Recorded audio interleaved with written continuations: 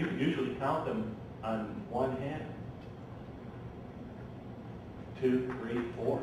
And I'll tell you the truth, all of them that come have families that live in Lawrence and that come to the Friday prayer.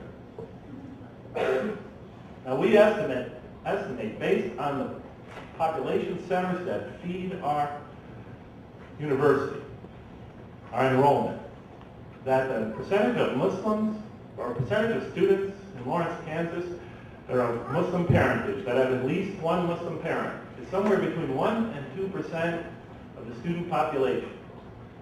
Population is 30,000.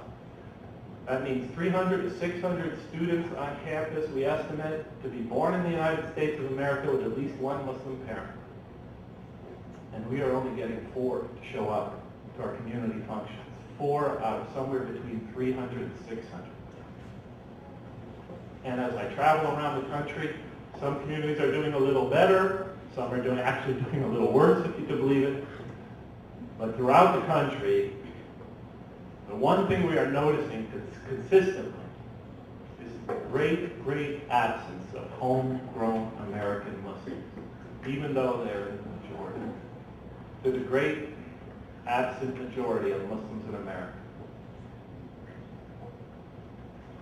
You know, some parents, they say, well, they'll come back when they're in their 20s or 30s or 40s. You know, they'll come back later on. But so far, history has shown that's not to be the case. Those immigrants that came in pretty large waves in the first half of the last century, their total was somewhere around 100,000 immigrants from 1900 to 1950 from Muslim countries came to America. By now, those immigrants have third or fourth generation descendants. Again, they tended to originally have large families. You could imagine 2 Muslim parents coming in 1920 having what? 4, 5, 6, 7 children, each of them having their children, et cetera, et cetera. By now, that same family should have a family tree of 30, 40 individuals. Times 100,000 is 4 million. Where are those 4 million descendants? We don't see them. They're long gone. Sometimes you meet them. Sometimes I give lots of lectures throughout the United States. Sometimes somebody will come up to me and say, you know, my great-great-grandfather was a Muslim. Or, you know, my great-grandparents on this side of my family, they were Muslim. They've been completely absorbed into the society, and Islam is something long in their past. Through the past 50 years, there's been a large-scale, steady flow of immigrants to America from Muslim countries. And although the Muslim community has created many American Muslim institutions, like the Canadian Islamic Congress, for example, and MSA, and ICNA, and ISNA, and ANC, and CARE, and MPAC, and so forth and so on, the religion has not really taken root in America. Because crucial to the vitality of any religious community is its ability to engage and attract converts and or descendants. Any community that cannot attract its converts and engage them or its descendants has to continually rely on immigration to sustain it. And such a community cannot rightfully be said to be really rooted in the society. So the question is, where have all the indigenous Muslims gone? Where have all the homegrown Muslims gone?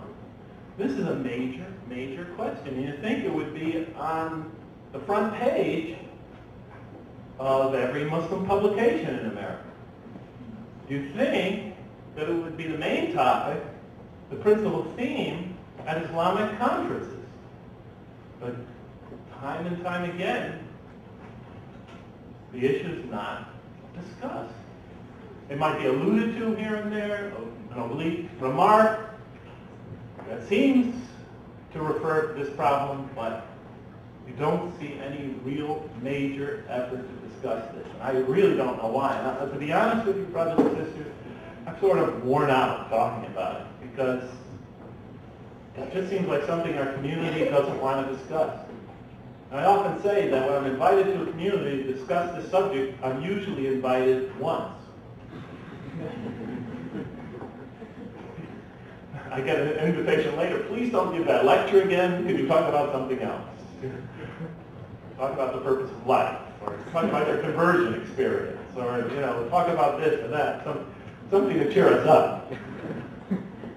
It is a serious problem, and for Muslims, those who have, deep faith in their religion, it's a major problem because in the Quran especially, it informs us, it says, save your children and your families, save yourselves and your families from a fire whose fuel is men and stones.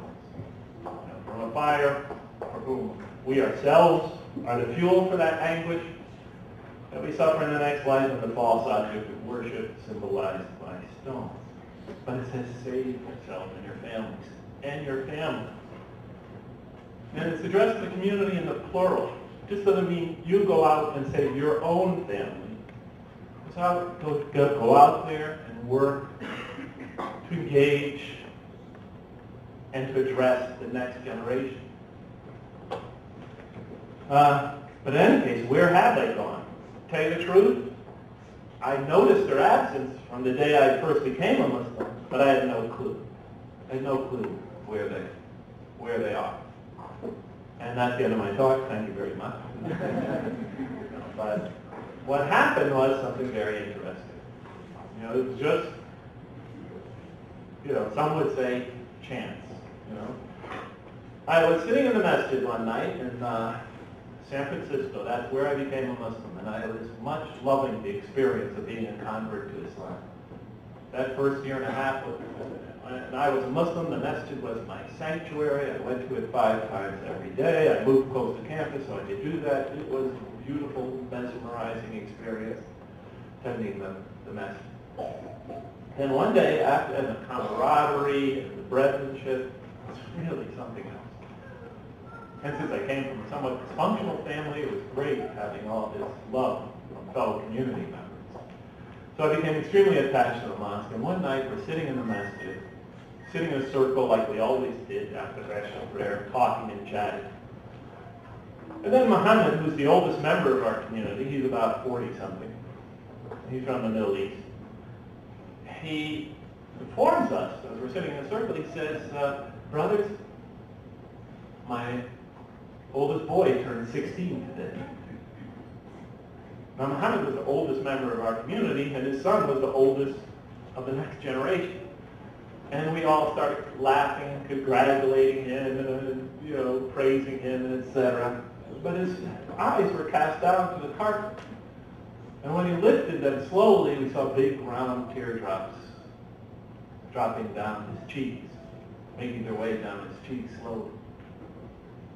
We all got quiet. And he looked at us and he said, brothers, I lost him. I've lost my son. And we knew what he was talking about. We saw it in the surrounding communities time and time again.